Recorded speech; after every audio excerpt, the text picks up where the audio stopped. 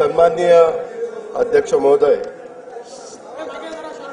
आपल्या सर्वांचं आराध्य दैवत युगपुरुष छत्रपती शिवाजी महाराज, स्वराज्य रक्षक छत्रपती संभाजी महाराज, स्वराज्य जननी जिजाऊ माँसाहेब, छत्रपती राजर्षी शाहू महाराज, क्रांतीसूर्य महात्मा ज्योतिराव फुले, महामानव भारतरत्न डॉक्टर बाबासाहेब आंबेडकर, राजमाता पुण्यश्लोक अहिल्यादेवी होळकर, क्रांतीज्योती सावित्रीबाई फुले, साहित्यरत्न लोकशाहीर अण्णाभाऊ साठे या महामानवांना मी वंदन करतो।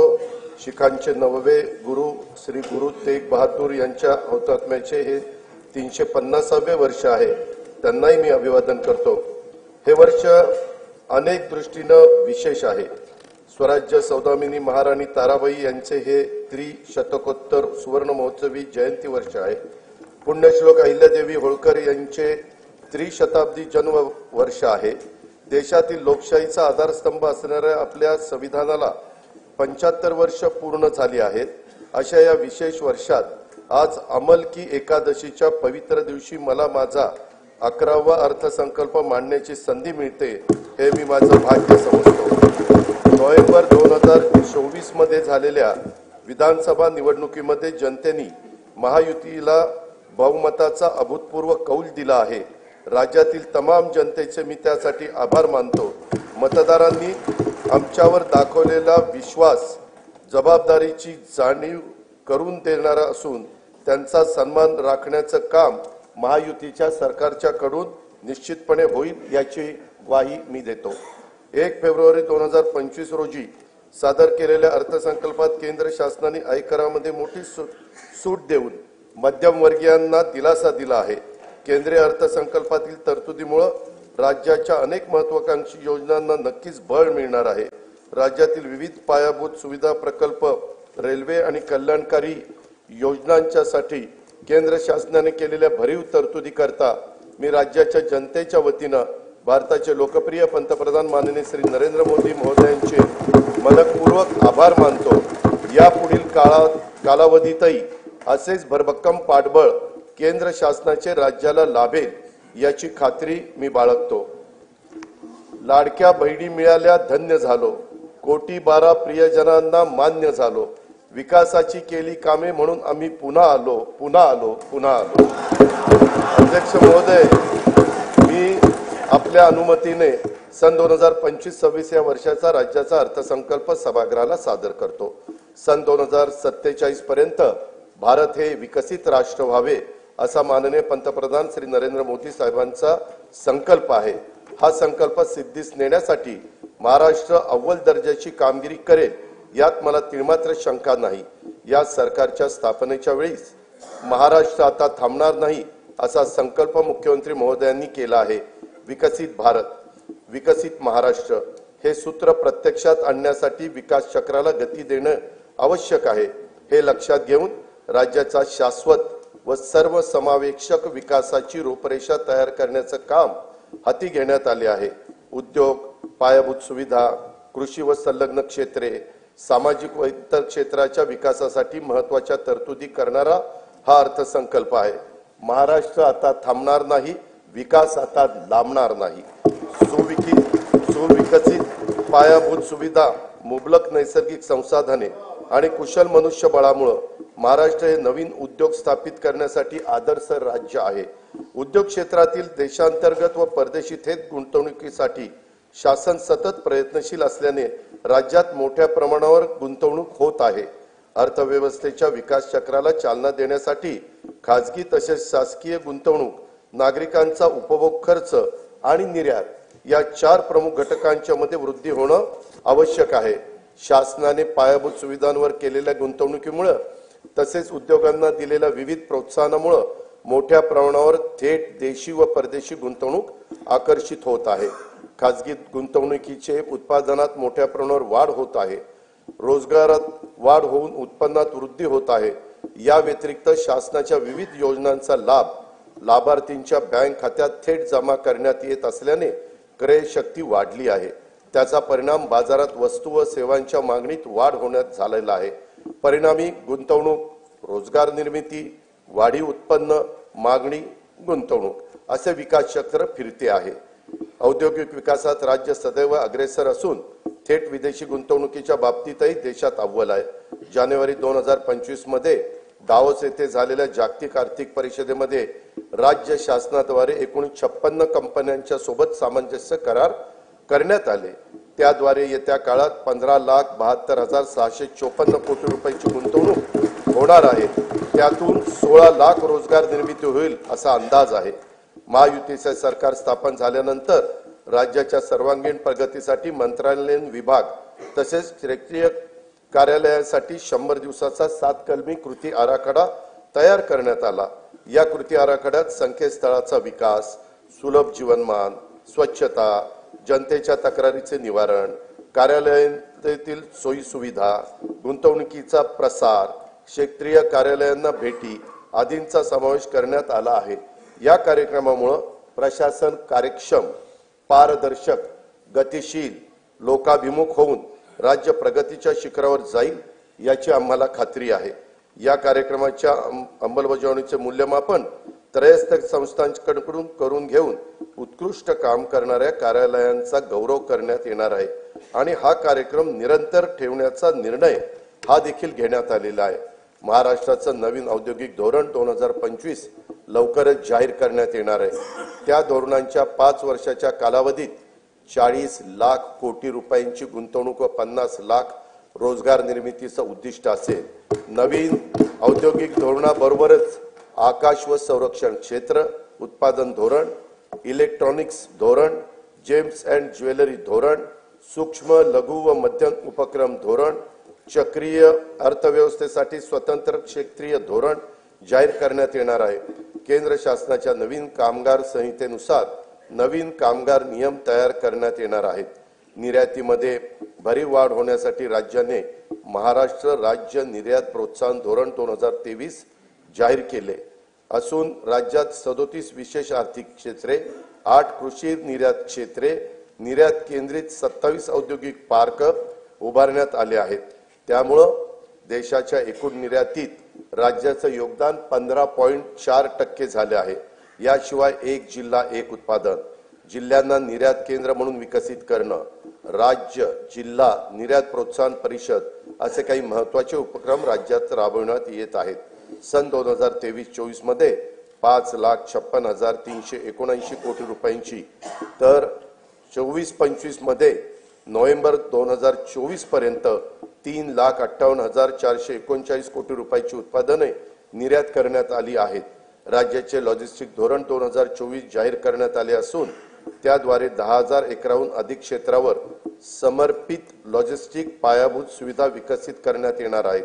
प्रकल्पांना देऊ केलेल्या विशेष प्रोत्साहन व सुविधांमुळे सुमारे 5 लाख प्रत्यक्ष व अप्रत्यक्ष रोजगारांची निर्मिती होणार आहे. मुंबई महानगर प्रदेश हे आंतरराष्ट्रीय दर्जाचे आर्थिक विकास केंद्र म्हणजेच ग्रोथ हब म्हणून विकसित करण्याचा निर्णय घेण्यात आला आहे. वांद्रे कुर्ला संकुल, कुर्ला वरळी, वडाळा, गोरेगाव, नवी मुंबई, खारघर व विरार बोईसर या 7 ठिकाणी आंतरराष्ट्रीय दर्जाची व्यापारी केंद्र निर्माण केली जाणार आहेत. त्यामुळे मुंबई महानगर प्रदेशाची अर्थव्यवस्था सध्या $140 बिलियन वरून सन 2030 पर्यंत $300 बिलियन तर सन 2047 पर्यंत $1.5 ट्रिलियन पर्यंत नेण्याचं उद्दिष्ट आहे. एकेकाळी नक्षलग्रस्त म्हणून ओळखला जाणारा गडचिरोली जिल्हा आता स्टील हब म्हणून उदयास येत आहे. दावोस येथे झालेल्या जागतिक आर्थिक परिषदेमध्ये गडचिरोली जिल्ह्याकरता 21,830 कोटी रुपयांची गुंतवणुकीचे सामंजस्य करार करण्यात आले. त्यातून 7,500 रोजगार निर्मिती होणे अपेक्षित आहे. गडचिरोली जिल्ह्यातील दळणवळणासाठी खनिकर्म महामार्गाचे जाळी विकसित केले जात आहे. त्याकरता पहिल्या टप्प्यात सुमारे 500 कोटी रुपये किमतीची कामे हाती घेण्यात येणार आहेत. समतोल प्रादेशिक विकासाला प्रोत्साहन देण्यासाठी सामूहिक प्रोत्साहन योजना राबवण्यात येत आहे. यासाठी या योजनेअंतर्गत सन 2025-26 मध्ये 6,400 कोटी रुपये प्रोत्साहन अनुदान प्रस्तावित आहे. महावितरण कंपनीने येत्या 5 वर्षासाठी विजेचा दर निश्चित करण्याचा प्रस्ताव महाराष्ट्र विद्युत नियामक आयोगाकडे सादर केला आहे. ऊर्जा क्षेत्रातील नियोजन व कमी दराच्या हरित ऊर्जेच्या खरेदीमुळे येत्या 5 वर्षात वीज खरेदी खर्चामध्ये 1,13,000 कोटी रुपयांची बचत होईल असा अंदाज आहे। यामुळे राज्यातील औद्योगिक वीज दर इतर राज्यांच्या तुलनेने कमी होतील। बेंगळुरू मुंबई इंडस्ट्रियल कॉरिडॉरसाठी भूसंपादनाची कारवाई सुरू असून या प्रकल्पामुळे राज्यातील अवर्षण प्रवण भागात उद्योगाची स्थापना होऊन रोजगार निर्मितीला चालना मिळेल। राज्याला तांत्रिक वस्त्रोद्योगाचं जागतिक केंद्र म्हणून विकसित करण्याकरता महाराष्ट्र टेक्निकल टेक्सटाईल मिशन ची स्थापना करण्यात येणार आहे। विदर्भातील कापूस उत्पादन शेतकऱ्यांना उत्पन्नात वाढ होण्यासाठी याचा उपयोग होईल। हातमाग विणकरांना प्रोत्साहन आणि सुविधा देण्यासाठी नागपूर येथे अर्बन हाट केंद्राची स्थापना करण्यात येणार आहे। गुंतवणूकदार आणि उद्योजकांना राज्यात व्यवसायासाठी अधिक पूरक परिसंस्था विकसित करण्याच्या उद्देशाने जुलै 2023 मध्ये महाराष्ट्र उद्योग व्यापार व गुंतवणूक सुविधा कायदा लागू करण्यात आला आहे। उद्योजकांना त्यांच्या उद्योगाचा विस्तार करण्यासाठी तसेच नवीन उद्योग स्थापन करण्यासाठी 17 विभागांच्याकडून देण्यात येणाऱ्या 141 सेवा आता मैत्री या संकेतस्थळामार्फत देण्यात येत आहे। आम्हावरी खिळले डोळे उद्याच्या पिढ्यांचे, आज स्वप्न बघतो आम्ही उद्याच्या दिसांचे।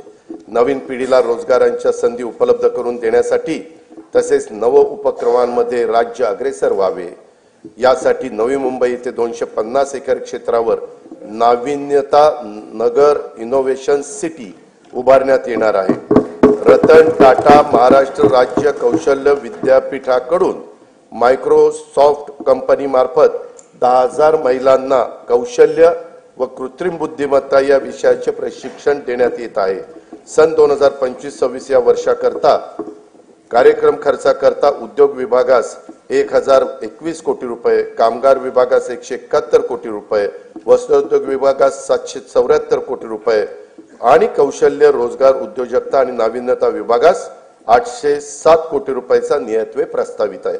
पायाभूत सुविधांच्या मध्ये 1 रुपयाची गुंतवणूक केली तर स्थूल राज्य उत्पन्नामध्ये 2.5 ते 3.5 रुपयांची वाढ होते।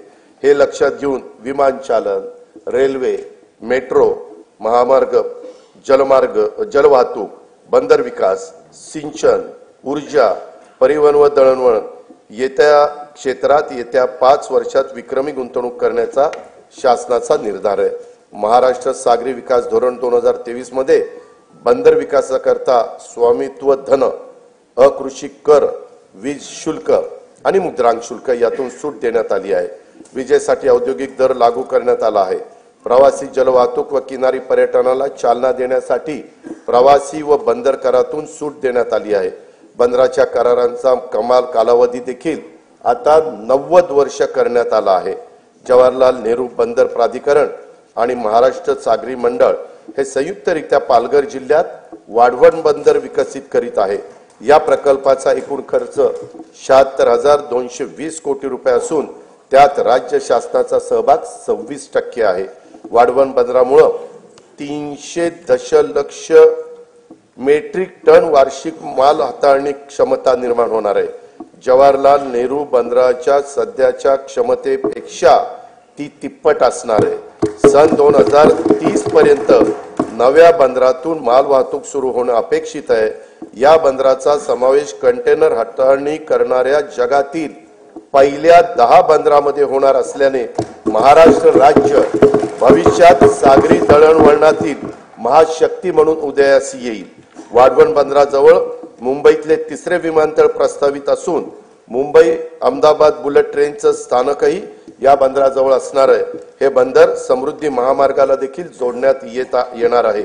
पालघर जिल्ह्यात मौजे बुर्बे येथे बंदर निर्मितीच्या 4,259 कोटी रुपये किमतीच्या प्रकल्पास खासगी क्षेत्राच्या सहभागाने मंजुरी देण्यात आली आहे।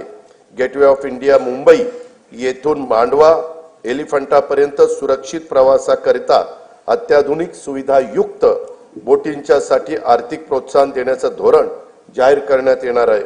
मुंबईचे गेटवे ऑफ इंडिया लगत रेडिओ क्लब येथे प्रवासी वाहतुकीकरता सुसज्ज जेटीचे 229 कोटी 27 लाख रुपये किमतीचे काम सुरू आहे।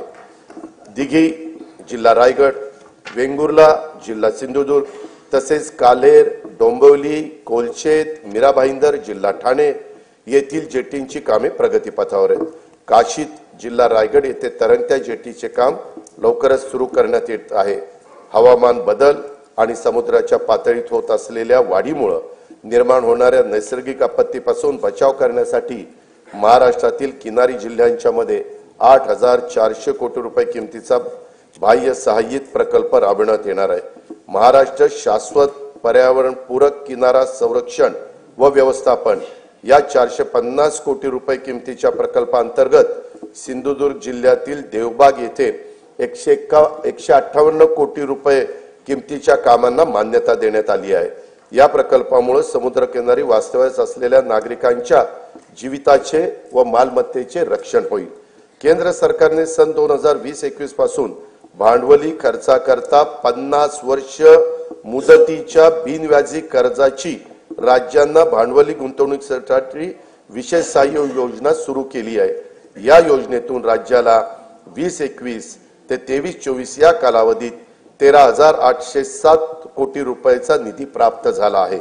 सन 2024-25 मध्ये या योजनेत सुमारे 12,000 कोटी रुपयाचे सहाय्य अपेक्षित आहे। पूर्व निर्धारित निकषावर आधारित राज्याच्या दीर्घकालीन व सर्वसमावेशक अमृतकाल राज्य रस्ते विकास आराखडा 2025 ते 2047 तयार करण्याचे प्रस्तावित आहे। या आराखड्यामध्ये पर्यटन केंद्रे, तीर्थक्षेत्रे, धार्मिक स्थळ, गड किल्ले, राष्ट्रीय उद्याने, अभयारण्य, 5,000 पेक्षा जास्त लोकसंख्येच्या वसाहती आणि सर्व जिल्हा मुख्यालय व तालुका मुख्यालय जोडण्याकरता रस्त्यांचा समावेश करण्यात येणार आहे।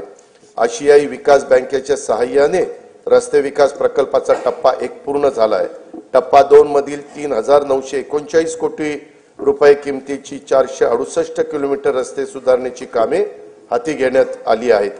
त्यापैकी 350 किलोमीटर लांबीची कामे पूर्ण झाली आहेत। टप्पा 3 अंतर्गत 755 किलोमीटर रस्ते लांबीची 6,589 कोटी रुपये किमतीची 23 कामे हाती घेण्यात आली आहेत। सुधारित हायब्रिड एन्युटी योजनेअंतर्गत 6,000 किलोमीटर लांबीच्या रस्त्यांची सिमेंट कॉन्क्रीट करण्याची कामे सुरू आहेत। या कामांची किंमत 36,964 कोटी रुपये आहे। प्रधानमंत्री ग्राम सडक योजना टप्पा 3 अंतर्गत 6,500 किलोमीटर लांबीची 5,670 कोटी रुपये किमतीची कामे मंजूर असून त्यापैकी 3,785 किलोमीटर लांबीची कामे ही पूर्ण झाली आहेत। सन 2025-26 साठी 1,500 किलोमीटर लांबीच्या रस्त्याचे उद्दिष्ट ठेवण्यात आले आहे। मुख्यमंत्री ग्राम सडक योजना टप्पा 1 ची कामे पूर्णत्वास आली असून टप्पा 2 अंतर्गत 9,610 किलोमीटर लांबीच्या रस्त्यांची दर्जनोत्तीची कामे मार्च 2026 अखेरपर्यंत पूर्ण करण्याचे नियोजन आहे। मुख्यमंत्री ग्राम सडक योजना टप्पा 2 अंतर्गत अतिरिक्त 7,000 किलोमीटर लांबीच्या रस्त्याचे कॉन्क्रीटीकरण करण्यात येणार आहे। मुख्यमंत्री ग्राम सडक योजना टप्पा 3 अंतर्गत 1,000 पेक्षा जास्त लोकसंख्या असलेली 3,582 गावं 14,000 किलोमीटर लांबीच्या सिमेंट कॉन्क्रीटच्या रस्त्याने प्रमुख जिल्हा मार्गांना, राज्य महामार्गांना आणि राष्ट्रीय महामार्गांना जोडली जातील। या प्रकल्पाची एकूण किंमत 30,100 कोटी रुपये आहे। पहिल्या टप्प्यात 8,000 कोटी रुपयाची कामे हाती घेण्यात येणार आहे। हिंदू हृदय सम्राट बाळासाहेब ठाकरे समृद्धी महामार्गाचं 99% काम पूर्ण झाले असून त्यासाठी 64,755 कोटी रुपये खर्च झाला आहे। इगतपुरी ते आमणे या 76 किलोमीटर लांबीचा टप्पा लवकरच वाहतुकीसाठी खुला होईल। या महामार्गालगत ॲग्रो लॉजिस्टिक हब विकसित केले जाणार असून त्यात कोल्ड स्टोरेज, ग्रेडिंग, पॅकिंग व निर्यात हाताळणी केंद्राच्या प्रमुख सुविधा पुरवण्यात येतील। याचा लाभ प्रामुख्याने विदर्भ व मराठवाड्यातील शेतकऱ्यांना होईल। वर्धा जिल्ह्यातील पवनार ते सिंधुदुर्ग जिल्ह्यातील पात्रादेवी हा 760 किलोमीटर लांबीच्या 86,300 कोटी रुपये किमतीच्या महाराष्ट्र शक्तीपीठ महामार्गाच्या भूसंपादनाची कारवाई प्रगतीपथावर आहे। मुंबई पुणे द्रुतगती मार्गावरील खोपोली ते खंडाळा या लांबीतील मिसिंग लिंक प्रकल्पाचं काम ऑगस्ट 2025 पर्यंत पूर्ण करण्यात येणार आहे। यामुळे प्रवासाचा वेळ आणि इंधन या दोन्हीत बचत होईल आणि वाहतूक कोंडीतून देखील नागरिकांची सुटका होईल। मुंबई उपनगर परिसरातील वाहतूक गतिमान व्हावी यासाठी वर्सोवा ते मड खाडी पूल, वर्सोवा ते भाईंदर किनारी मार्ग, मुलुंड ते गोरेगाव, ठाणे ते बोरिवली आणि ऑरेंज गेट ते मरीन ड्राईव्ह, भुयारी मार्ग असे 64,783 कोटी रुपये किमतीचे प्रकल्प हाती घेण्यात आले आहेत। ठाणे ते मुंबई, नवी मुंबई आंतरराष्ट्रीय विमानतळ असा उन्नत मार्ग बांधण्याचं नियोजन असून त्याद्वारे ठाणे, डोंबिवली, कल्याण व अन्य महत्त्वाची मोठी शहरं आंतरराष्ट्रीय विमानतळाशी सुलभरित्या जोडली जाणार आहेत। बाळकुम ते गायमुख या ठाणे किनारी मार्गाची लांबी 13.45 किलोमीटर असून त्याचे सुमारे 3,364 कोटी रुपये खर्चाचे काम सन 2028 अखेरपर्यंत पूर्ण करण्याचं आमचं नियोजन आहे। शिवडी वरळी या 1,051 कोटी रुपये किमतीच्या उन्नत जोड रस्त्यांचे काम मार्च 2026 अखेर पूर्ण करण्यात येणार आहे। स्वातंत्र्यवीर सावरकर सागरी सेतू वांद्रे ते वर्सोवा या दरम्यानचे 14 किलोमीटर लांबीचे 18,120 कोटी रुपये खर्चाचे काम मे 2028 पर्यंत पूर्ण करण्याचं आमचं नियोजन आहे। उत्तम ते विरार या सागरी सेतू व जोड रस्त्याच्या 55 किलोमीटर लांबीचा 87,427 कोटी रुपये किमतीचा प्रकल्प हा हाती घेण्यात येणार आहे। पुणे ते शिरूर या 54 किलोमीटर लांबीच्या 7,515 कोटी रुपये किमतीचा उन्नत मार्गाचे बांधकाम हाती घेण्यात येत आहे। तळेगाव, चाकण, शिक्रापूर या रस्त्याच्या तळेगाव ते चाकण या 25 किलोमीटर लांबीत 4 पदरी उन्नत मार्ग प्रस्तावित आहे। या प्रकल्पासाठी 6,499 कोटी रुपये खर्च अपेक्षित आहे। मुंबई, नागपूर, पुणे महानगरातील नागरिकांना पर्यावरणपूरक, शाश्वत, विनाअडथळा व वातानुकूलित वाहतूक सुविधा उपलब्ध करून देण्यासाठी एकूण 143.57 किलोमीटर लांबीचे मेट्रो मार्ग कार्यान्वित करण्यात आले आहेत। या सेवेचा लाभ सुमारे 10 लाख प्रवासी रोज घेत आहेत। येत्या वर्षात मुंबईत 41.2 किलोमीटर व पुण्यामध्ये 23.2 किलोमीटर असे 64.4 किलोमीटर लांबीचे मेट्रो मार्ग सुरू होणार आहेत। येत्या 5 वर्षांमध्ये आपल्या राज्यात एकूण 237.5 किलोमीटर लांबीचे मेट्रो मार्ग कार्यान्वित करण्यात येणार आहेत। नागपूर मेट्रोचा 40 किलोमीटर लांबीचा पहिला टप्पा पूर्ण झाला आहे।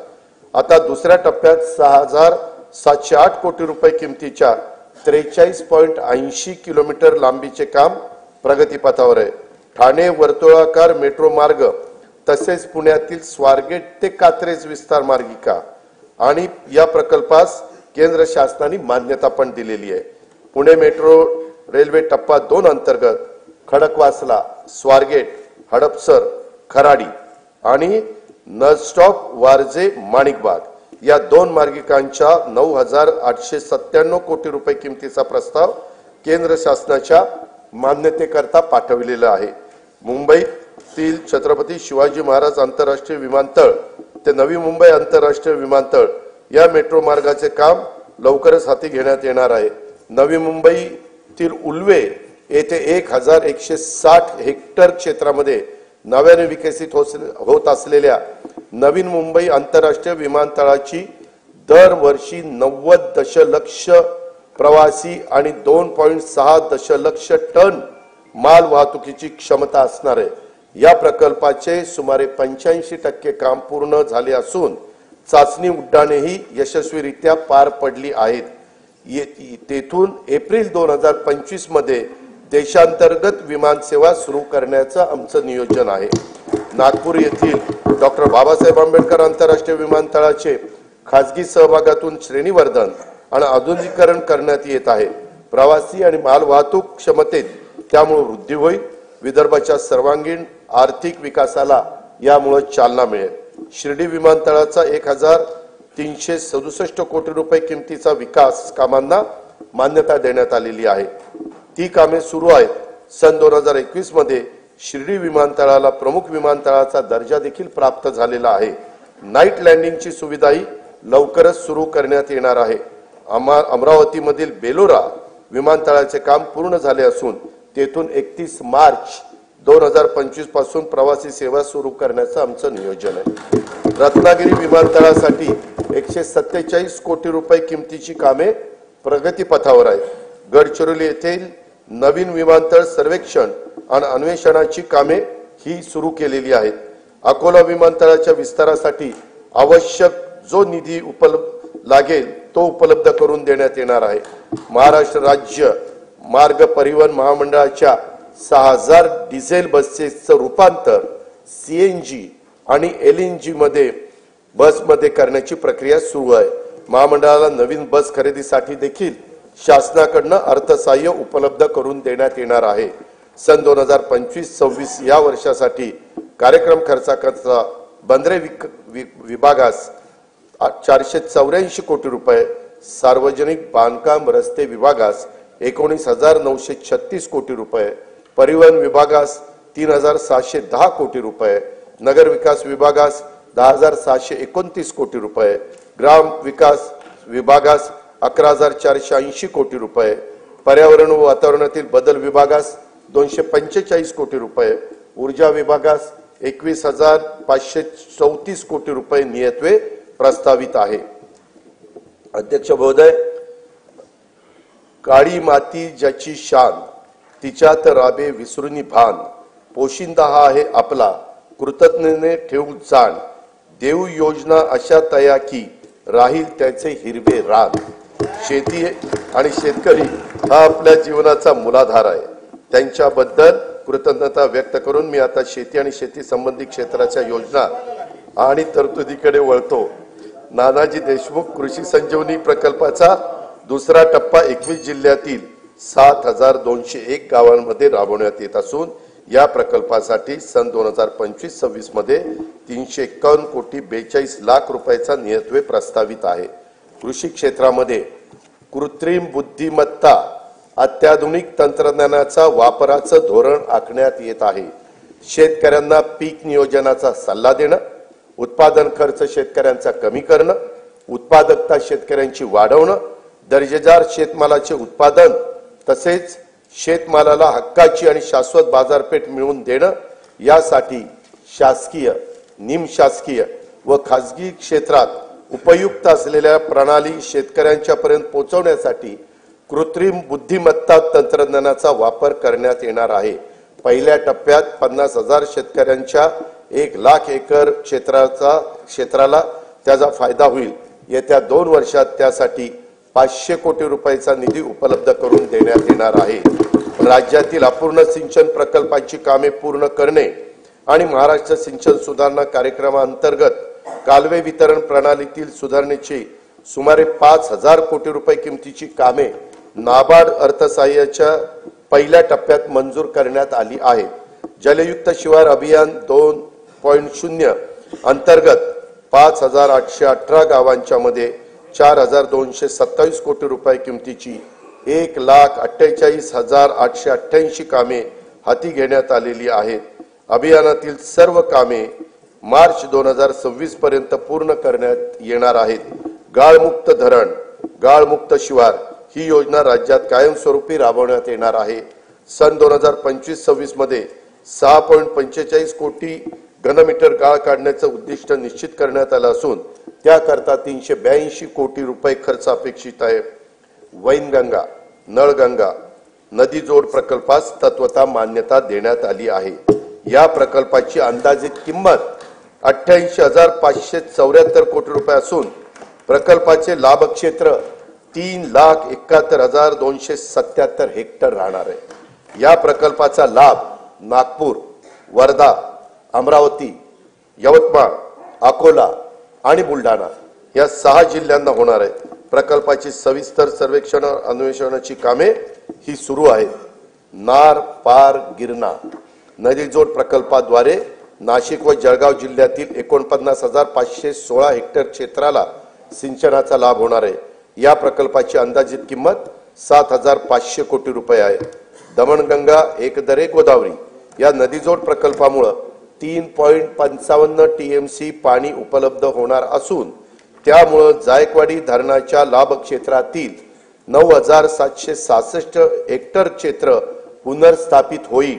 नाशिक जिल्ह्यातील 2,987 हेक्टर क्षेत्राला देखील यामुळे सिंचनाचा लाभ होणार आहे। या प्रकल्पाची अंदाजित किंमत 2,300 कोटी रुपये आहे।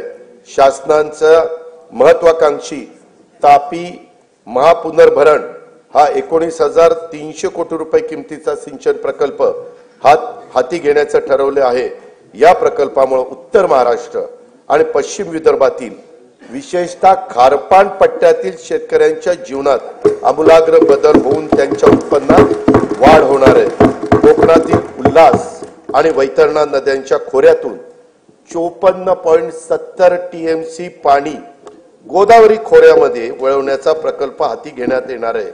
यातून मराठवाड्याला 2,40,000 हेक्टर क्षेत्राच्या सिंचनासाठी पाणी उपलब्ध होईल।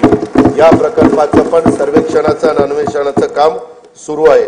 सांगली जिल्ह्यातील म्हैसाळ उपसा सिंचन योजनेसाठी 200 मेगावॉट क्षमतेच्या 1,594 कोटी रुपये किमतीच्या सौर ऊर्जा प्रकल्पाला मान्यता देण्यात आलेली आहे। गोसीखुर्द राष्ट्रीय प्रकल्पातून डिसेंबर 2024 अखेर 12,332 हेक्टर सिंचन क्षमता निर्माण झाली असून हा प्रकल्प जून 2026 पर्यंत पूर्ण करण्याचं नियोजन आहे। सन 2025-26 करता 1,460 कोटी रुपयाचा नियतव्यय याकरता प्रस्तावित आहे। उदंचन जलविद्युत प्रकल्पाद्वारे वीज निर्मिती व वीज वापराचे संतुलन साधून सुरळीत वीज पुरवठा करणं शक्य होतं। सार्वजनिक खासगी भागीदारीद्वारे राज्यातील 38 उदंचन जलविद्युत प्रकल्पासाठी सामंजस्य करार करण्यात आले असून त्यातून 2.95 लाख कोटी रुपयाची गुंतवणूक व 90,000 रोजगार निर्माण होणार आहेत। मुख्यमंत्री बळीराजा मोफत वीज योजनेअंतर्गत 7.5 हॉर्सपॉवर पर्यंतच्या 45 लाख कृषी पंपांना मोफत वीज पुरवण्यात येत आहे। डिसेंबर 2024 अखेर 7,978 कोटी रुपयांची वीज सवलत या योजनेच्या द्वारे देण्यात आली आहे। केंद्र शासनाच्या राष्ट्रीय नैसर्गिक शेती अभियानांतर्गत 2,13,625 लाभार्थी शेतकऱ्यांना येत्या 2 वर्षासाठी 255 कोटी रुपयांचा निधी उपलब्ध करून देण्यात येणार आहे। ग्रामपंचायत स्तरावर स्वयंचलित हवामान केंद्र उभारण्यात येणार आहेत, त्यासाठी देखील आवश्यक तो निधी उपलब्ध करून देण्यात येईल। राज्यातील सर्व नगरपालिका क्षेत्रातील सांडपाण्यावर प्रक्रिया करून त्या पाण्याचा वापर उद्योग आणि शेतीसाठी करण्यात येणार आहे।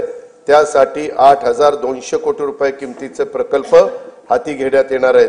राज्यातील बांबू उत्पादक शेतकऱ्यांना प्रोत्साहन देणे, बांबूला बाजारपेठ उपलब्ध करून देणे आणि बांबू आधारित उद्योगांना चालना देण्यासाठी राज्यात 4,300 कोटी रुपये किमतीच्या बांबू लागवड प्रकल्प राबवण्यात येणार आहे।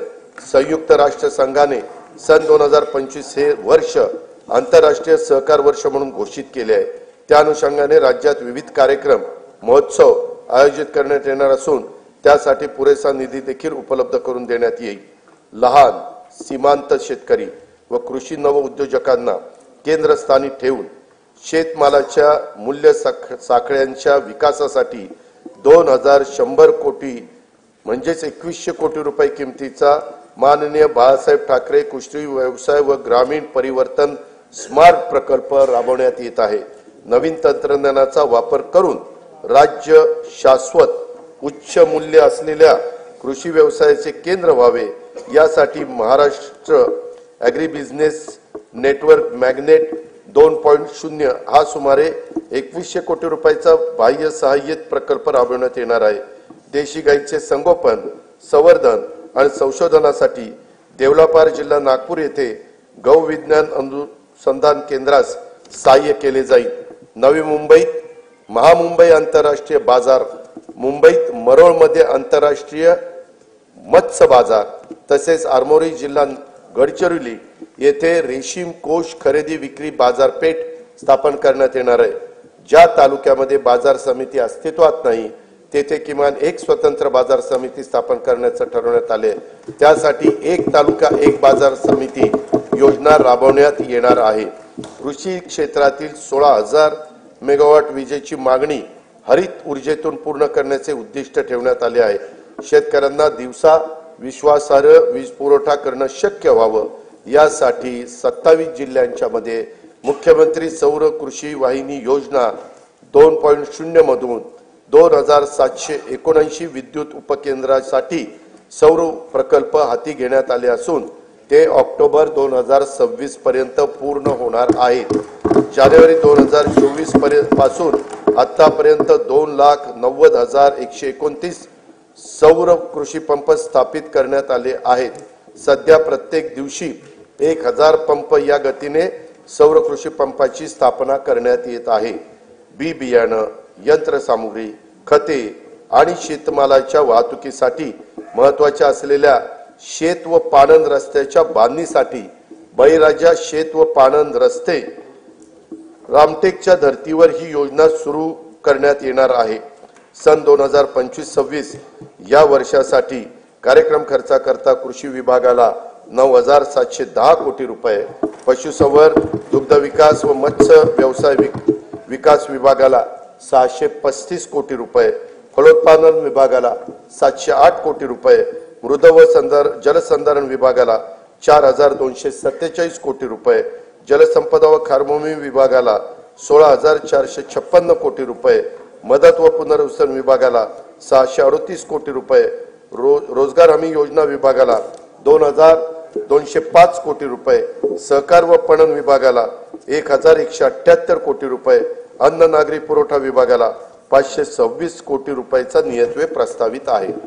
महिला, बालके, युवक, गरीब व वंचित घटकांवर लक्ष केंद्रित करून त्यांच्यासाठी अन्न सुरक्षा, निवारा, पिण्याचे शुद्ध पाणी, आरोग्य सेवा, शिक्षण सुविधा आणि रोजगार स्वयंरोजगाराच्या संधी उपलब्ध करून त्याद्वारे सर्वसामान्य माणसांच्या जीवनात गुणात्मक बदल घडवण्यासाठी राज्यात लोककल्याणकारी योजनांची अंमलबजावणी करण्यात येत आहे।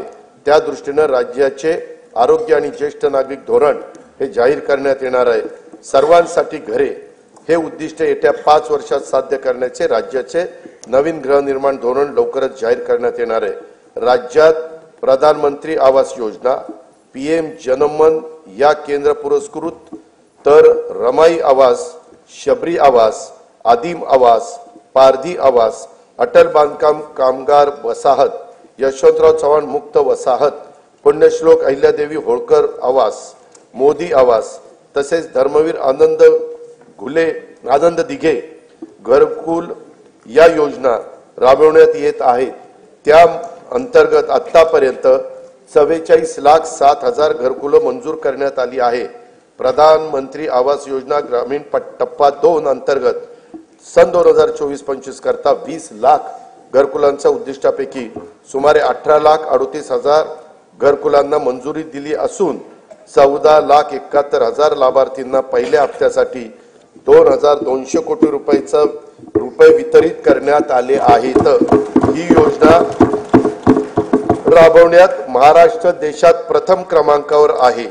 लोकप्रतिनिधी आणि लाभार्थींच्या मागणीला प्रतिसाद म्हणून राज्य सरकारकडून या योजनेच्या अनुदानात 50,000 रुपयाची वाढ करण्यात येणार आहे।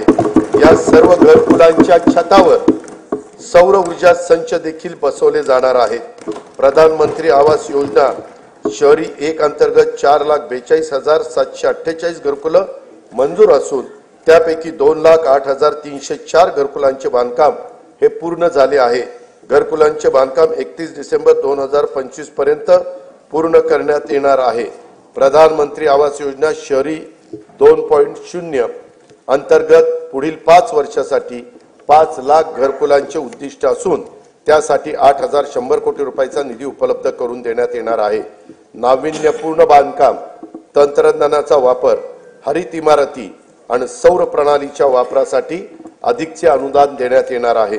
पंतप्रधान सूर्यघर योजनेतून आतापर्यंत 1,30,000 घरगुती ग्राहकांनी 500 मेगावॉट पेक्षा जास्त क्षमतेचे छतावरचे सौर ऊर्जा संच स्थापित केले असून त्यांना आतापर्यंत 1,000 कोटी रुपयांचे पेक्षा जास्त अनुदानाचा लाभ देण्यात आला आहे।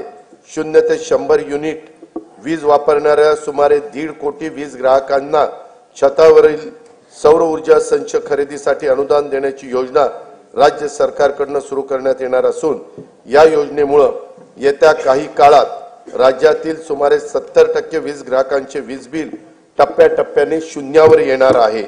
सातारा जिल्ह्यातील मांद्याची वाडी व टेकवडी या गावांना सौरग्राम म्हणून घोषित केले असून त्यांच्यासह अन्य 8 गावांचे सौर ऊर्जेचे 100% विद्युतीकरण करण्यात येणार आहे। वैद्यकीय महाविद्यालय आणि आरोग्य संस्थांसह राज्यातील सर्व शासकीय कार्यालयामध्ये सौर विद्युत यंत्रणा स्थापित करण्यात येणार आहे। राज्यातील 52,500 रास्त दुकानांमधील ई-पॉस मशीन इलेक्ट्रॉनिक्स वजन काट्यांना जोडण्यात येत आहे। राष्ट्रीय अन्न सुरक्षा योजनेअंतर्गत सप्लाय चेन ब्लॉकचेन तंत्रज्ञान वापरून स्वस्त धान्याची वाहतूक व वितरण प्रणाली अधिक पारदर्शक व कार्यक्षम करण्यात येणार आहे। जल जीवन मिशन योजनेअंतर्गत सुमारे 1,30,00,000 कुटुंबांना नळ जोडणी देण्यात आली असून सन 2025-26 मध्ये याकरता 3,939 कोटी रुपयाचा नियतव्यय प्रस्तावित आहे। गोदावरी खोरे पुनर्भरण व मराठवाडा ग्रीड हे महत्वाकांक्षी प्रकल्प आंतरराष्ट्रीय वित्तीय संस्थांच्या सहाय्याने राबवण्यात येणार आहेत। या प्रकल्पाची एकूण किंमत 37,668 कोटी रुपये आहे। स्वच्छ भारत अभियान ग्रामीण टप्पा 2 अंतर्गत घनकचरा, सांडपाणी व प्लास्टिक कचरा व्यवस्थापन, सार्वजनिक स्वच्छता संकुल तसेच घरगुती स्वच्छता गृहांची कामे हाती घेण्यात आली असून 2025-26 मध्ये त्याकरता 1,484 कोटी रुपयाचा नियतव्यय प्रस्तावित आहे। प्रत्येक व्यक्तीला त्याच्या घरापासून 5 किलोमीटर परिघात दर्जेदार प्राथमिक आरोग्य सेवा उपलब्ध व्हावी यासाठी विशेष कार्यक्रम हाती घेण्यात येणार आहे। आयुष्मान भारत प्रधानमंत्री जन आरोग्य योजनेची ओळखपत्रे कालबद्ध पद्धतीने वितरित करण्यात येणार असून महात्मा फुले जन आरोग्य योजने अंगीकृत रुग्णालयाच्या संख्येत आवश्यकतेनुसार वाढ करण्यात येणार आहे। ठाणे येथे 200 खाटांचे तर रत्नागिरी जिल्ह्यात 100 खाटांचे संदर्भ सेवा रुग्णालय आणि रायगड जिल्ह्यात 200 खाटांचे अतिविशेषोपचार रुग्णालय उभारण्यात येत आहे। स्वर्गीय बाबा आमटे आणि साधनाताई आमटे यांनी स्थापन केलेल्या महारोगी सेवा समितीच्या अमृत महोत्सवी वर्षाच्या निमित्तानं आनंदवनला देण्यात येणाऱ्या प्रतिरुग्ण पुनर्वसन अनुदानात भरीव वाढ करण्यात येणार आहे। राज्यातील मागासवर्ग व दुर्बल घटकांच्यासाठी निवारा, वीज, पाणी, आरोग्य, शिक्षण, पोषण तसेच रोजगाराच्यासाठी योजना राबवण्यात राज्य अग्रेसर असून महायुती सरकार या घटकांचा जीवनस्तर उंचावण्यासाठी कटिबद्ध आहे। का आम्हा सत्ता मिळाली जाण आहे, का आम्हा सत्ता मिळाली जाण आहे, करायचे काय याचे भान आहे। साथ द्या आम्हा नेऊ राज्य पुढती, उंच त्याची न्यावयाची शान आहे।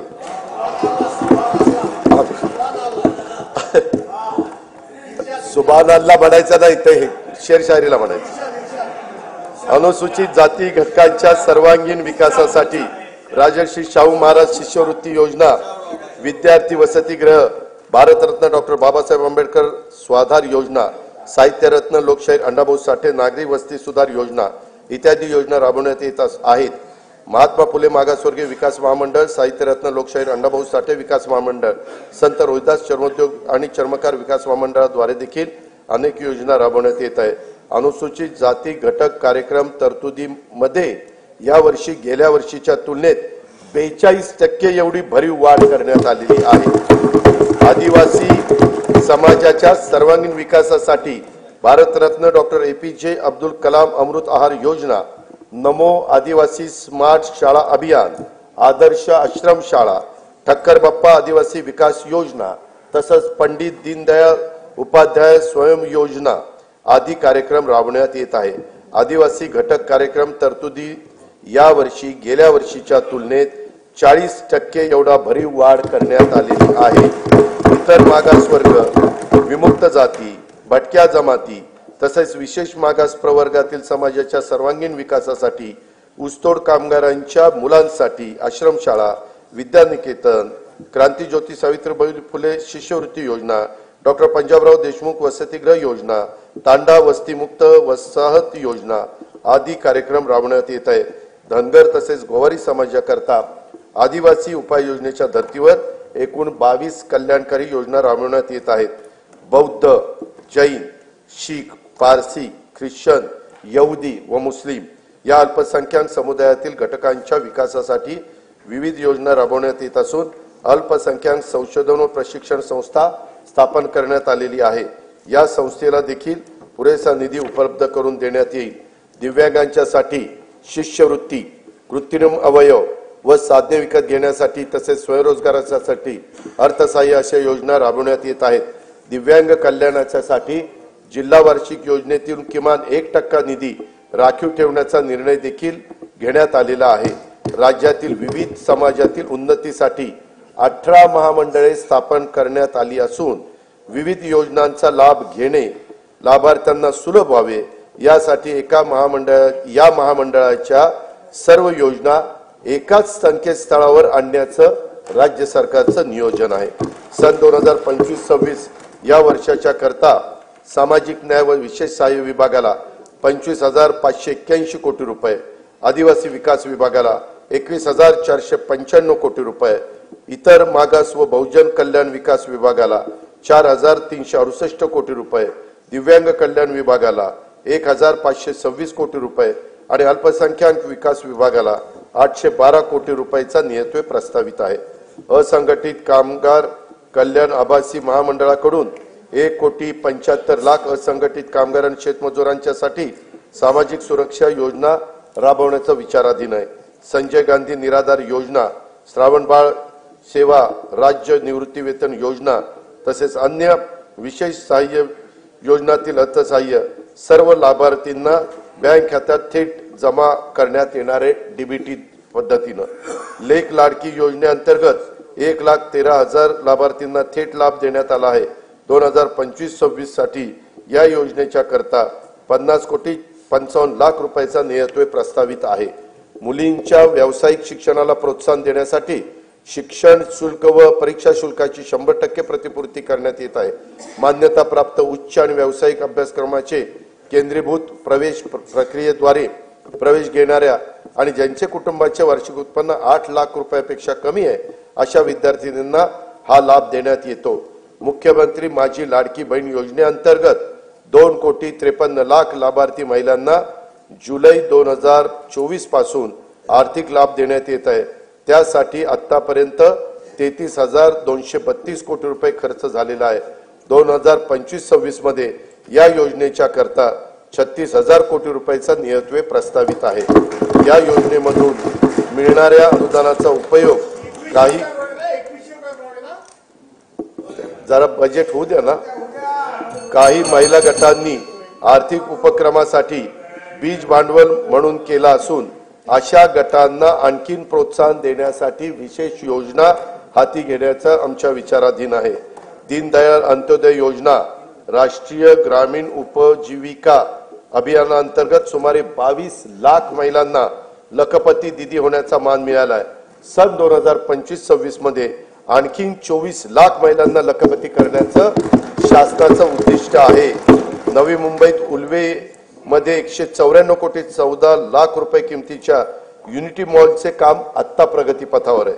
बचत गटाच्या उत्पादनांना हक्काची बाजारपेठ उपलब्ध करून देण्यासाठी प्रत्येक जिल्ह्यात एक उमेद मॉल उभारण्याचं शासनाने ठरवले असून पहिल्या टप्प्यात 10 जिल्ह्यांच्या करता 150 कोटी रुपयाचा निधी उपलब्ध करून देण्यात येणार आहे।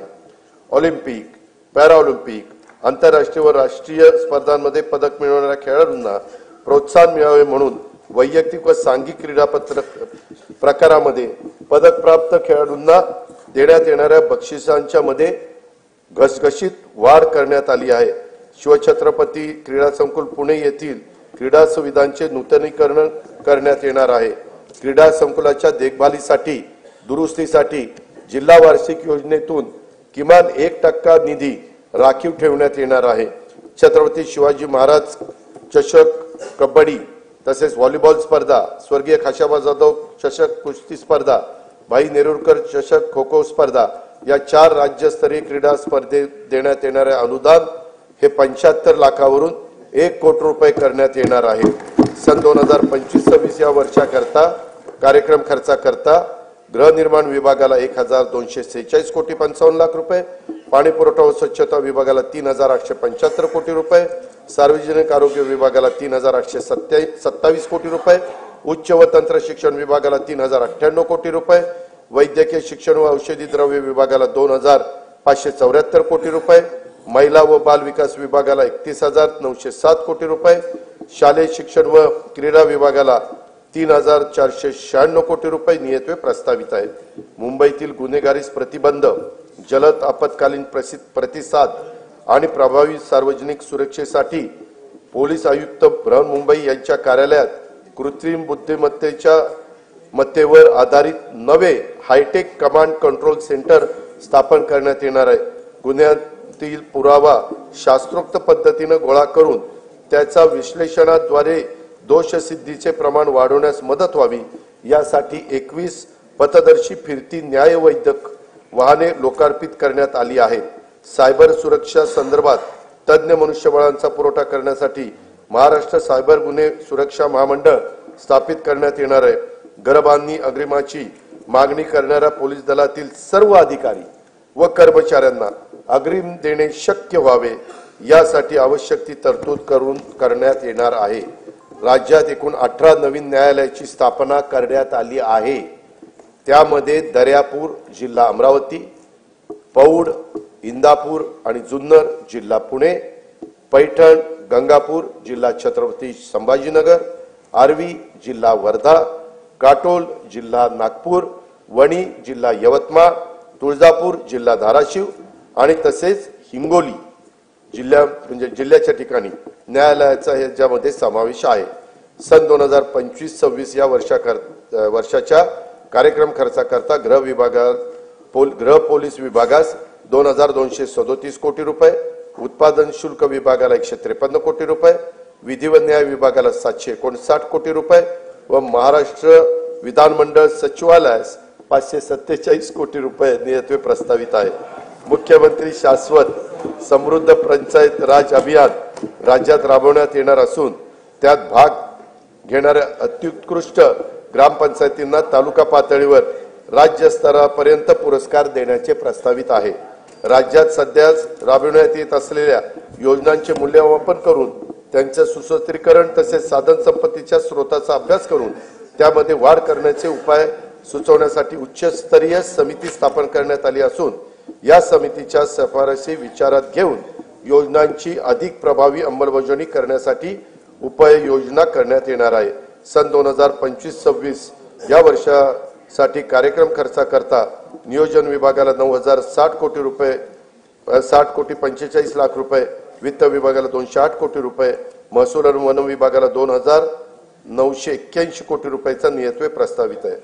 महाराष्ट्राला निसर्गरम्य समुद्रकिनारा, प्राचीन लेण्या, गड किल्ले, घनदाट वनसंपदा असा समृद्ध वारसा लाभला आहे. पर्यटन क्षेत्रात खासगी गुंतवणुकीसाठी उत्साहवर्धक आणि अनुकूल वातावरण निर्माण करण्याकरता पर्यटन धोरण 2024 जाहीर करण्यात आले असून येत्या 10 वर्षात पर्यटन क्षेत्राला 1 लाख कोटी रुपयाची गुंतवणूक आकर्षित करण्याचे उद्दिष्ट ठेवण्यात आले आहे. राज्याचे आरोग्य पर्यटन धोरण देखील अध्यक्ष महोदय आखण्यात येत आहे. मुघलांच्या नजरकैदेतून आग्र्यातून सुटका हा शिवचरित्रातील प्रेरणादायी प्रसंग आहे. छत्रपती शिवाजी महाराज नजरकैदेत होते, तेथे भव्य स्मारक उभारण्याचं राज्य सरकारने ठरवलेलं आहे. त्यासाठी उत्तर प्रदेश शासनाच्या सहकार्याने जागा उपलब्ध करून घेण्यात येईल आणि त्याच्यामध्ये तशा प्रकारचं त्या भव्य स्मारक उभारण्यात येईल.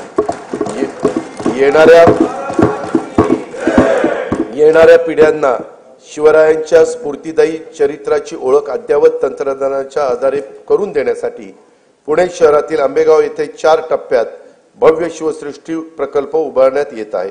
त्यातील 2 टप्प्याचं काम पूर्ण झालेलं आहे. उर्वरित काम गती होण्यासाठी राज्य सरकारकडून आणखी 50 कोटी रुपयाचा निधी उपलब्ध करून देण्यात येणार आहे.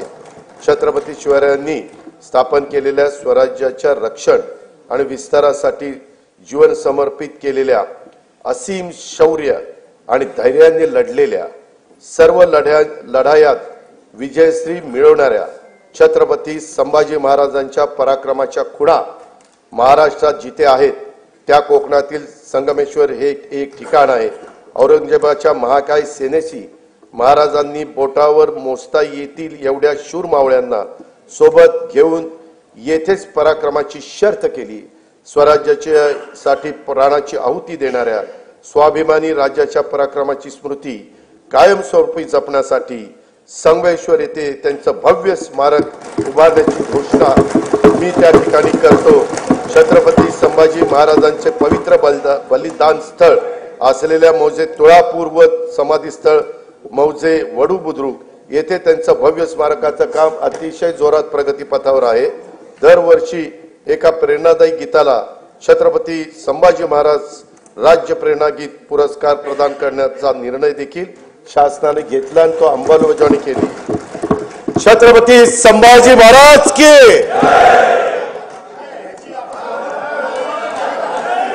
स्वराज्यासाठी बलिदान देणाऱ्या लाखो मराठ्यांचं शौर्याचं प्रतीक म्हणून हरियाणातील पानिपत येथे यथायोग्य स्मारक ऐका जरा येथे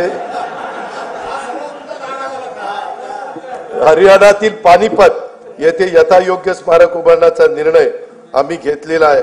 मराठ्यांच्या शौर्याचं प्रतीक आहे।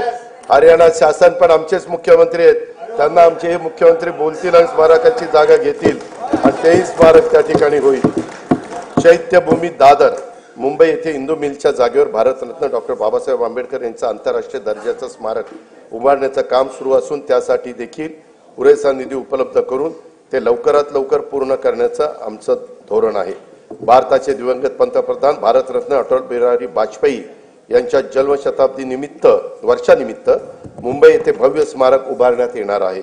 स्वर्गीय बाळासाहेब ठाकरे राष्ट्रीय स्मारकाच्या पहिल्या टप्प्यातील काम पूर्ण झाले असून दुसऱ्या टप्प्यातील कामासाठी राज्य सरकारकडून 220 कोटी रुपयाचा निधी उपलब्ध करून देण्यात येणार आहे। आद्य शिक्षिका ज्ञानज्योती सावित्रीबाई फुले यांचे जन्मगाव असलेल्या नायगाव तालुका खंडाळा जिल्हा सातारा येथे त्यांच्या कार्यास साजेस स्मारक व महिला प्रशिक्षण केंद्र उभारण्यात येणार आहे। साहित्यरत्न आज त्यांची पुण्यतिथी, मी त्यांना अभिवादन करतो। साहित्यरत्न लोकशाही अण्णाभाऊ साठे यांचे जन्मस्थळ वाटेगाव तालुका वाळवा जिल्हा सांगली येथे स्मारकासाठी तसेच त्यांचे नावे प्रस्तावित चिरागनगर मुंबई येथील संशोधन प्रशिक्षण संस्थेसाठी पुरेसा निधी उपलब्ध करून देण्यात येणार आहे। संगमवाडी पुणे येथे वस्ताद लहुजी साळवे यांच्या स्मारकाचं काम अतिशय जोरात प्रगतीपथावर आहे। सन 2027 मध्ये नाशिक येथे होणाऱ्या सिंहस्थ कुंभमेळ्याच्या निमित्तानं नमामि गोदावरी अभियानाचा आराखडा तयार करण्यात येत आहे। कुंभमेळ्याच्या सुव्यवस्थित आयोजनासाठी विशेष प्राधिकरणाची स्थापना करून त्यासाठी आवश्यक तो निधी उपलब्ध करून देण्यात येणार आहे। नाशिक येथे रामकालपथ विकास प्रकल्पाअंतर्गत रामकुंड, काळाराम मंदिर आणि गोदातट परिसरातील पर्यटनाच्या दृष्टीने विकास करण्यासाठी 146 कोटी 10 लाख रुपये किमतीची कामे हाती घेण्यात येत आहेत।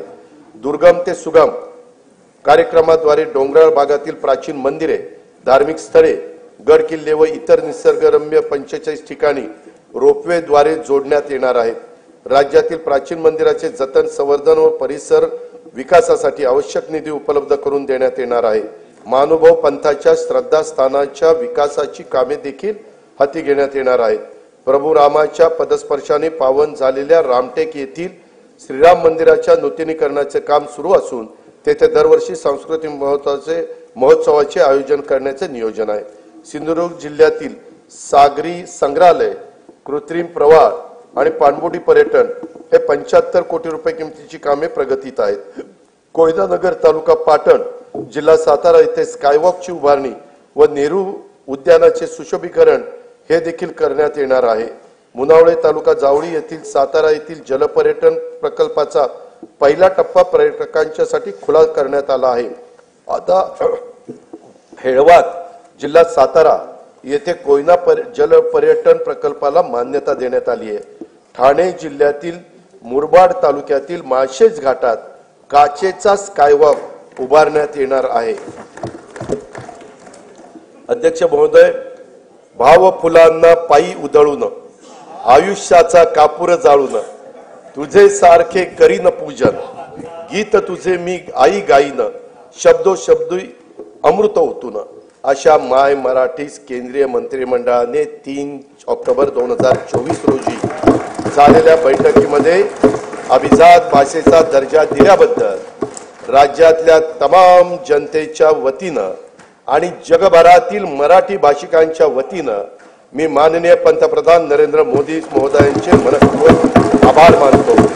या पुढे दरवर्षी 3 ऑक्टोबर हा दिवस अभिजात मराठी भाषा सन्मान दिन व 3 ते 9 ऑक्टोबर दरम्यान अभिजात मराठी भाषा सप्ताह साजरा करण्यात येईल। मराठी भाषा विद्यापीठ रिद्धपूर येथे अभिजात मराठी भाषेच्या संशोधन व अध्ययनासाठी उच्च दर्जाचे संशोधन केंद्र तसेच अनुवाद अकादमी स्थापित करण्यात येणार आहे। मराठी भाषेच्या संवर्धनासाठी कार्य करणाऱ्या संस्थांच्या माध्यमातून अभिजात मराठी भाषा विषयक उपक्रम राबवण्यात येणार आहेत। मराठी भाषेच्या संशोधनातील उल्लेखनीय कामगिरीबद्दल पुरस्कार सुरू करण्यात येणार आहे। सन 2025-26 या वर्षाच्या कार्यक्रम खर्चाकरता सार्वजनिक बांधकाम इमारती विभागाला 1367 कोटी रुपये, पर्यटन व सांस्कृतिक कार्य विभागाला 3159 कोटी रुपये, सामान्य प्रशासन विभागाला 2899 कोटी रुपये आणि मराठी भाषा विभागाला 225 कोटी रुपयाचा नियतव्यय हा प्रस्तावित आहे। सन 2024-25 च्या अंदाजपत्रकात 4,99,463 कोटी रुपये महसुली जमा अपेक्षित होती। महसुली जमेचे सुधारित अंदाज 5,36,463 कोटी रुपये निश्चित करण्यात आले। सन 2024-25 च्या एकूण खर्चाचा अर्थसंकल्पीय अंदाज 6,12,293 कोटी रुपये व सुधारित अंदाज 6,72,030 कोटी रुपये असून भांडवली व कल्याणकारी योजनांवरील खर्चात झालेल्या वाढीमुळे सन 2024-25 या वर्षाच्या एकूण खर्चाच्या सुधारित अंदाजात ही वाढ झालेली आहे। सन 2025-26 या आर्थिक वर्षात जिल्हा वार्षिक योजनेअंतर्गत 20,165 कोटी रुपयाची भरीव तरतूद करण्यात आली आहे। गेल्या वर्षीच्या तुलनेत 2,000 कोटी रुपयांनी ही तरतूद वाढवलेली आहे। सन 2025-26 मध्ये कार्यक्रम खर्चाकरता रक्कम 2,54,560 कोटी रुपये निश्चित करण्यात आले असून त्यामध्ये अनुसूचित जाती घटक कार्यक्रमासाठी 22,668 कोटी रुपये तर आदिवासी घटक कार्यक्रमासाठी 21,495 कोटी रुपयाचा नियतव्यय प्रस्तावित आहे। नियतव्ययाचा समावेश आहे। सन 2025-26 च्या अर्थसंकल्पामध्ये एकूण खर्चासाठी 7,20,00,000 कोटी रुपयाची तरतूद केली आहे। सन 2025-26 च्या अर्थसंकल्पामध्ये महसुली जमा 5,60,964 कोटी रुपये व महसुली खर्च 6,06,855 कोटी रुपये अंदाजित आहे। परिणामी 45,891 कोटी रुपये अंदाजित तूट येत आहे। राजकोषीय सुधारणांमध्ये राज्य नेहमीच अग्रेसर राहिले आहे। राजकोषीय उत्तरदायित्व व वित्तीय व्यवस्थापन कायद्यानुसार राज्याच्या राजकोषीय तूट स्थूल राज्य उत्पन्नाच्या 3% कमी ठेवण्यात शासन यशस्वी झाले आहे। तसेच राज्याची महसुली तूट ही सातत्याने स्थूल राज्याच्या उत्पन्नाच्या 1% कमी राहिलेली आहे। 25-26 ची राजकोषीय तूट 1,36,235 कोटी रुपये। यानंतर अध्यक्ष महोदय मी अर्थसंकल्पाच्या भाग 2 कडे त्या ठिकाणी वळतो। अध्यक्ष महोदय मी आता अर्थसंकल्पाचा तुला गरज आहे पाण्याची मी आता अर्थसंकल्पाचा भाग 2 माननीय सभागृहासमोर सादर करीत आहे।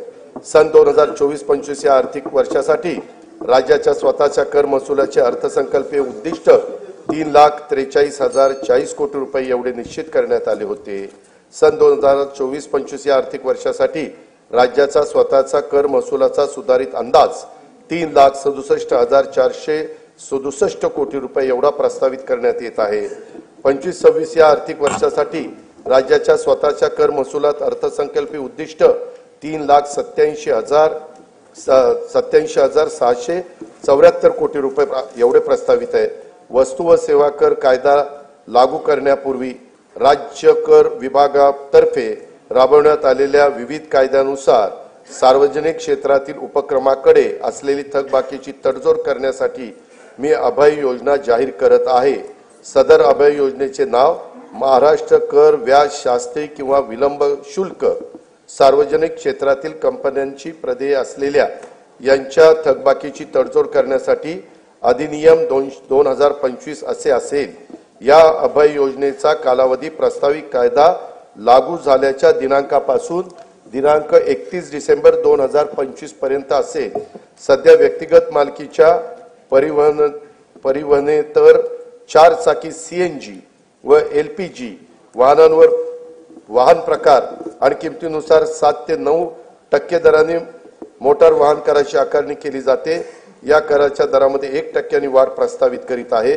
सदर वाढीमुळे राज्याला 25-26 मध्ये 150 कोटी रुपयाचा अतिरिक्त महसूल मिळणे अपेक्षित आहे। राज्यात 30 लाखापेक्षा अधिक किमतीच्या इलेक्ट्रॉनिक वाहनांवर 6% दराने मोटार वाहन कराची आकारणी करण्याचे प्रस्तावित आहे। मोटार वाहन कराची कमाल मर्यादा ही 20 लाखाची होती, ती आता 30 लाख रुपये करण्याचे प्रस्तावित आहे। कमाल मर्यादेत प्रस्तावित वाढीमुळे 2025-26 मध्ये राज्याला सुमारे 170 कोटी रुपयाचा अतिरिक्त महसूल मिळेल असे अपेक्षित आहे। बांधकामासाठी वापरल्या जाणाऱ्या क्रेन्स, कॉम्प्रेसर, प्रोजेक्टर्स आणि एक्सकॅव्हेटर्स या प्रकारातील वाहनांना अनिवार्यपणे एक रकमी वाहनाच्या किमतीच्या 60% दराने मोटार वाहन कर आकारण्याचं प्रस्तावित आहे। प्रस्तावित मोटार वाहन कर सुधारणेमुळे 2025-26 मध्ये राज्याला सुमारे 180 कोटी रुपयाचा अतिरिक्त महसूल मिळणे अपेक्षित आहे। राज्यात 7500 किलो वजनाच्या माल वाहतूक करणाऱ्या हलक्या वाहनांवर, ज्याला आपण LGV म्हणतो, अनिवार्य एक रकमी वाहनांच्या किमतीत 60% दराने मोटार वाहन कर आकारण्याचे प्रस्तावित करीत आहे।